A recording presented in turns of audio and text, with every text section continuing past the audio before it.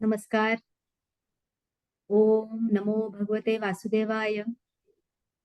Welcome everyone to our 10th session on how to study the Bhagavad Gita. Today we will cover the summary of chapter 7, which is Jnana Vijnana Yoga. So Nilesh, can you start by giving us a summary of the teachings of Sri Krishna in this chapter? And then I have a couple of questions for you later. Okay. Namaskar, everyone. So the seventh chapter is part of a package, we can call it, chapter 6, 7, and 8, which is focused on a Dhyana Yoga. So we are going to see in 7th chapter, if you have to summarize it, I'm sure there is a specific name to it, Jnana Vijnana Yoga and whatever that name is. But without going into that, I would say because we are discussing Dhyana Yoga 6, 7, and 8, in 7th chapter, this is, you can think of this as a sadhana kram. The sadhana is described for Dhyana Yoga into this chapter. That we can say as a summary. And in that context, we have to focus. It is all up to us. That's what we saw in chapter 6. So what are the different things that we must be aware of in the sense of a mind, some of the things that we need to comprehend, which is with the buddhi, and what we need to do in terms of action, that is through our sharir, are described in this 7th chapter. That is in effect the summary of this chapter. It is a sadhana. The chapter is focused on a sadhana, and therefore think of this as from a perspective of a sadhaka as opposed to a siddha. Okay, so does it mean that here Krishna is trying to help us to go inward? Because he keeps saying that, Manushanam Sahasreshu or Sutre Mani, everything is me, from the 6th chapter onwards, he keeps talking about focus only on me, which means going internal. Is it that? Yes, but I wouldn't say necessarily inward is a focus. It's a actually comprehensive focus. Mana, buddhi, sharira. You will see specific shlok, which, and I may quote one or so, but related to that. But as you said, Manushyanam Sahasreshu, the focus is to say this is not easy path, because and see, this is now applicable in our times, but I'm sure that was applicable 7,500 years ago equally. Because as much as there is a evolution of millions of years, let's say just from a human being, from even evolutionary perspectives, very few things have changed. And we notice that when we read, say, Ramayana, that happened 14,000 years ago, or Mahabharata, that happened 7,500 years ago, the characters, the discussions, the arguments, or the challenges, or the struggles feel like very much like our times. But the point I wanted to mention is, in these times, we can use the term plug and play, literally bring a smartphone from the market, just charge it, and it starts working. Krishna wants to say that this is, in a way, it's an easy path from a one particular point of view. In another, but if you say that to a naive, to a naive person, somebody say, oh yeah, I heard it is easy and let me do it. Actually, they start doing it and they struggle and they say, oh, well, who told me this is easy? Because when somebody says it's easy, that he or she is saying from a very different perspective, from their point of view. They're not thinking of the masses. To caution against this naivete, Krishna is saying Manushyanam Sahasreshu. Among the thousands, one may think of doing this, and among such 1,000, one may actually takes to doing it, and among such 1,000, so it's a pyramid. As you are going towards the target, many people are going to fall off from this. So it's kind of a caution that is offered. But otherwise, the sadhana that is required is actually threefold: mana, buddhi, and sharir. So I wouldn't just say inward. Back to you. And in one of the shlok, he has described 4 types of bhakta: artha, jidnyasu, artharthi, jnani. So can you differentiate between them for us and tell us which kind of bhakta is the most close to Krishna? Okay. Well, Krishna actually says his approach to everyone is a very balanced approach. And that is also being discussed here. For example, if we have a time, we'll go into that. But to answer the 4 types of bhakta, again, many Bhagavad Gita translators, many you can say great individuals, many acharyas have actually translated this wrong when it comes to for bhakta. For example, what is that shloka? Artha jidnyasu artharthi jnani cha bharatarshava. Right? Now, all of them are called udara in the just in the next shloka. You know, all these four categories are udara. Now, udara is a opposite of what? Udara is in the sense of a nishkama. Actually, it's a nishkama bhakti. That's what that udara is, referring to. There is a other one. If you go to second chapter, like I think 2.49, I think, where the word is used krupana. Okay. There you go. Okay. So krupana, which means what? The person is so focused on oneself, like that, and with a sakama bhakti. Say it. What? For the fruits. For the fruits, exactly. Sakama, right? And that is also discussed in this chapter. As soon as this discussion of these four types of udara bhakta is being discussed. Okay, these are called all these are udara. All these are what you call magnanimous. These bhakta. Now, what is the what are these four types? But just because we discuss Manushyanam Sahasreshu, it will be useful to use that here also.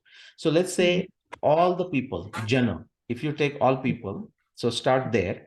Now, from a bhakta perspective, if you have to split them, what would we say? Bhakta in one category, others are opposite of that are abhakta. Okay, non-bhakta. Now, within bhakta, you can split them as a nishkama bhakta and sakama bhakta. That sakama bhakta is what you just said, krupana phala hetava, right? Yeah, which is 2.49. I mean, you would know even the exact number, 2.49. You will also see this discussion into chapter 4, like when we are discussing karma vikarma. Okay, there also is discussed, like sakama bhaktas very well described. And even in the 7th chapter also sakama bhaktas are described, but these four are not sakama. These are nishkama. Now, so if you look at Artha, Jidnyasu, Artharthi, Jnani, these are the four kinds. And it goes on to describe, it says these all four are magnanimous, Udara. However, out of them, the Jnani is the best. Okay. Now, people just take this Jnani and say, oh, so therefore knowledgeable person or something. No. This is a Jnani Bhakta. It's an extremely balanced Bhakta. Sampurna. This one is a Sampurna Bhakta, as opposed to Artha, Jidnyasu, Artharthi. They are also magnanimous. They are also Nishkam, but they are Ekangi, as opposed to Sarvangi or Sampurna, they are Ekangi. For example, Artha is the emotional one. Vinoba describes one as an example of Artha Bhakta is like Namdev. Okay. He's so attached to Vittala, Vittal, like as a in that Bhakta, when he's going with Jnaneshwar for the entire trip of India. He's in the presence of Jnaneshwar, in the Santa company he's going, but he's feeling the absence, or the separation from Vittal, even when he's in front of Vittal, when he's leaving from Pandharpur. Okay. Now, that is not to say he's into so much of a Artha Bhakti, like an emotional attachment to Ishvara, that he's not doing the work. Actually, the amount of work that done by Namdeva in Punjab and rest of India, and of course Maharashtra, is amazing. Like, 64 plus Abhangas of Namdeva are part of Guru Grantha Sahib. Okay. And he took Samadhi there. Of course, Maharashtrian people emotionally feel he also took Samadhi in Maharashtra. Well, that's a different issue, Bhava Samadhi and whatnot. But there is a place in Punjab. He understood the offensive Islam that was coming. And he found a reason how our people were getting deracinated even then. Right now we have a problem. So he actually stayed there and did that. That's the Artha. Jidnyasu is who? Anyone who is basically approaching Ishvara through Jnana, through research, through search, right? Einstein. Curiosity, exactly. Okay. Jidnyasu, like the person will go inside the volcano, try to understand what that happens. Person is willing to go in space, take that risk, and so on. And Artha, Jidnyasu, Artharthi is in a sense of the person who looks at the hita, like a Purohita, Rashtra Hita, Samaja Hita, Srushti Hita, whichever the person chooses based on the Swadharma. Okay. But that person is again doing a Nishkam Seva, like think of Baba Amte, and you can think of many other folks like that. That is through a hita, artharthi, not artharthi. Again, many acharyas, many great individuals have mistranslated this artharthi in the sense of artha as in money. Money. Yeah. So the person who is after money will be a sakama bhakta. He won't be a nishkam bhakta. Okay. And Eknath Maharaj has corrected that, by the way. So, you know, I mean, he has corrected. This is 500 years ago, but people don't read. That's why they just keep on repeating the same nonsense. Okay.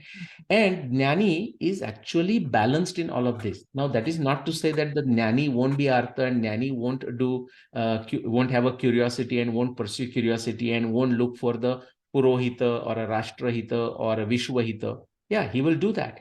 But he is more than that. Okay. He has digested these three things very well. That's the idea of it. These are not to be confused with a Sakama Bhakta. If that is the one takeaway, they are not to be confused with Sakama Bhakta. Quickly, I want to add one more thing, which is also mistranslated. After this, the verse comes, Bahunam Janmana. So after they describing the Jnani, right? Artha Jidnyasu Artharthi Jnani Cha Bharatarshava. Then these are all Udara, magnanimous. And then the shlok comes, Bahunam Janmana Mante Jnanavanman Prapadyate Vasudevam Sarvam Iti Sa Mahatma Sudurlabha. Right? Here also, you find majority of the translation decisively wrong. What, especially people who are so much stuck into a very naive definition of bhakti. Okay, so bhakti is like a different than jnana yoga or some buddhi yoga or dhyana yoga or karma yoga. I mean, people have tried to cut it. This is also nonsensical. Okay, for example, if we have tell me one of your favorite sweet dish like that looks like that has a shape, you know. Oh, that has a shape. Okay. Rava laddu. Rava laddu. Okay. Right. So Rava laddu, if you look at Rava laddu has taste, it has smell like a flavor, it has weight, it has a volume, and it may have an emotion depending on who made it for you. But those things cannot be separated. You cannot separate the volume from the weight. You cannot separate the taste from the weight. You cannot taste weight from the volume and so on and so forth. That is how actually jnana, karma, bhakti, dhyana, everything is. They are not to be separated. But those who do you know what how they translate? Bahunam janmanamante jnanavanman prapadyate vasudevam sarvamiti samatma sudurlabha. They say these are you know, I mean, the jnani, bahunam janmana mante jnanavanmam prapadyate. After taking many births, after doing a lot of tapasya, the person has come to this jnani state that is been described just before among the 4 types of bhakta. Instead, they say, bahunam janmana mante jnanavanmam prapadyate, such a jnani that is already been said as the highest devotee. He says, Sacha Jnani, after taking many births, Jnanavanman Prapadyate Vasudevam Sarvamiti Samahatma Sudurlabha. After taking many births, finally he understands that Krishna is ultimate thing. And such a thing is very rare. Therefore, somebody without any knowledge, okay, if the person is just saying Krishna as his or her Ishta Devata, and starts dancing and jumping, which is all good, or chanting Krishna's name, then that person is even superior to this jnani, which is utter nonsense. Wrong, idiotic translation. But it has been done by many individuals. Okay. Now we all make mistakes. So but the reason I'm using this harsh language is for a reason. Because that translation, even when done by great individuals that we may respect, you and me may respect, we have to understand that that is wrong and not to be followed. Just like in my research, Lokmanya Tilak is like the Adya archaeoastronomer. But when he's wrong, he's wrong. And I'm sitting on the shoulder. Therefore, I can say it. Anyway, so that's about the 4 devotees, 4 types of devotees. They are Nishkama devotees. Back to you. Yeah, no, interesting. And what you're trying to say is objectivity is so very important. Viveka. That even the Viveka, even the great people can earn. It is possible. And that many people with dogmas fail to understand or even accept. That is so important. So coming back to the 7th, to the Nishkam and Sakam Bhakta, very, very interesting take on this. I mean, I completely agree there. And I wanted to discuss one more thing about the 7th Adhyaya. So while reading 7th, 8th, 9th, 10th, I found there are similarities between the 7th Adhyaya and also the 10th Adhyaya, the Vibhuti Yoga. There is a subtle similarity. So, do you also think there is some kind of a similarity between 7th and 10th Adhyaya, the Vibhuti Yoga as described by Krishna there, and this 7th Jnana Vijnana Yoga? Yeah. Well, there is. It's of a, I'll think of a crude metaphor, but yes, just to answer the question, that's a very good observation, by the way. Yes, there is a similarity. For example, here also, it is said like among the, what is that? Among the water, I am that rasa, like Rasa the Hamapsu. rasa Raso Hamapsu hamapsu Kaunteya. kaunteya. So, Vaisheshika, like from a Vaisheshika point of view, the guna, like Vaisheshika Darshana point of view, that kind of classification. And you see some other things, in 7th chapter. And then the whole 10th chapter is a Vibhuti Yoga. Like, Masanam Margashirsho Yam Rutunam Kusumakara, and all these big descriptions. So, yes, there is a similarity. The difference is this, because 7th chapter is like a sadhana marga. You can consider it sadhana pada, like because from connected with the Yoga Sutra. Okay. So, what to do, it is been given as a sadhana. What would be, and then the 10th chapter is the majesty of Ishvara. So among the mountains, look at Himalaya. When you look at Himalaya, think of me. Okay. Or when you look at a mountain, think of me. When you look at a beautiful big river like a Jahnavi, Ganga, think of me. And that doesn't mean it has to be only Ganga. When you are looking at Chataochi River here, we can easily think of Krishna. Where if you look at the Amazon and Nile, we can think of Krishna, and Blue Danube, we can think of Krishna. Okay. So that's there. So that is a majesty. The 10th chapter Vibhuti Yoga is a majesty, where here it is given as a sadhana. Okay. As a sadhana. Now, what the question that you ask about 7 and 10, but let me also give you its connection with the appropriate differences for what is described in chapter 7 with chapter 13 and chapter 15 also. Okay. Okay. So, for example, something very interesting, now I don't have a possibly shlok ready here. In 7th chapter, when Jiva, I mean, as a Atma, okay, and Sharir is discussed, it is, so think of as a Kshetra and Kshetradnya, okay, the Prakriti and a Purush. So Prakriti and a Purush, Sharir and Atma, Deha and Atma, when that is discussed in 7th chapter, because it is does discuss from a sadhana perspective, a Sharanagati perspective, the person who has to learn how to surrender to that. From that sadhana perspective, bhakti perspective, even the Atma is considered as a part of a Prakriti, because it's like, it's not a purified state yet. It is a sadhaka state, not the Siddha state. Siddha state, yeah. So even the Atma is considered as a part of Prakriti. Now, if you, as opposed to that, if you go, because this is a sadhana path, if you go to 15th chapter, which is that Purushottam Yoga, which is, you can think of that as a Vedanta. There actually, even the Prakriti is considered as Chaitanyamay. So not only the Atma is a Chaitanya, but even the Prakriti is a Chaitanya. Everything is a Chaitanya. Here, everything is like a material, so to say, 7th chapter, because that's our state is. So all that we are going to do is a purify. So it's like, think of a gold in a gold mine versus gold in a gold shop. Okay, still it's a gold, but there is a transformation, purification that has happened. And in between the 13th chapter, which is a Kshetra Kshetradnya Yoga, there the distinction is made. There it is said Atma is from a Chaitanya, but the Prakriti is not Chaitanya. Because Maya, because the discussion there is of a differentiation, it's the analysis. So the Viveka is being used to differentiate between a Chaitanya and non-Chaitanya, Purusha and a Prakriti. But so 15, everything is a Chaitanya. 7th, it appears like everything is a non-Chaitanya, because that is like a gold in a gold mine. It's not obvious that it is there.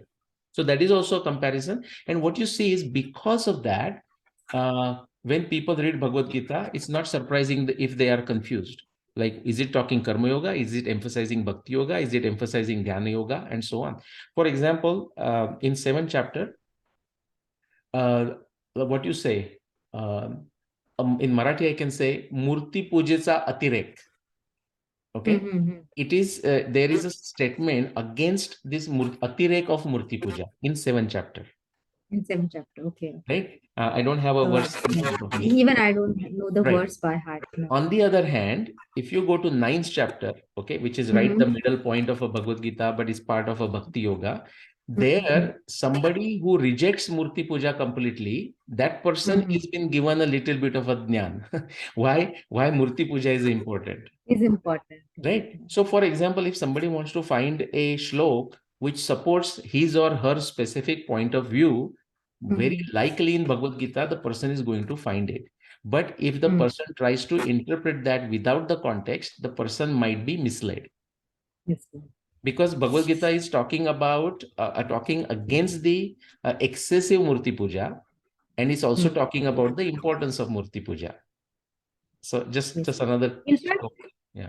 Correct. In fact, he has asked, Krishna has asked Arjun to go even beyond the Vedas also, right? In one of the shlokas. Correct. Like Trigunda Vishaya Veda, Yavana Thudappane. So, again, it basically, is I in think the context, right? Context, yeah. In the context, yes.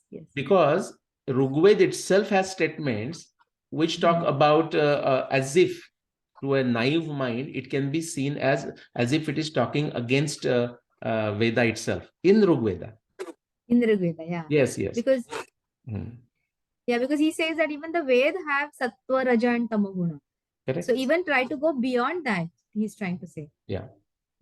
So bhakti is also can be sattvic, rajasic, tamasic, right? The bhakti or the dhyana that we are discussing. Yeah. So if you take as a simple sadhana marga, 17th chapter, yajana, yajana is like a pujana, is like a doing activity in a bhakti mode. Yajante satvika devan yaksha rakshansi rajasa pretam bhuta ganashchane yajante tamasa jana. The person in the mode of sattva is going to do certain thing. Person in the mode of raja is going to yaksha rakshansi rajasa pretam bhuta ganashchane yajante tamasa jana. So yeah, if anything you take, bhakti, dana, tapa, tyaga, vairagya, buddhi, ahar, our diet, everything can be split broadly and somewhat crudely, we can say, into 3 categories: sattva, raja, tama. That is the foundation. Yeah, that is the foundation from, Vaisheshika, but also from a Sankhya. Sattva, raja, tama. All right. Very interesting. I think we can end here. Yes. We kind of summarized this chapter. So thank you, everyone. Jagadamba, Jagadamba, Jagadamba.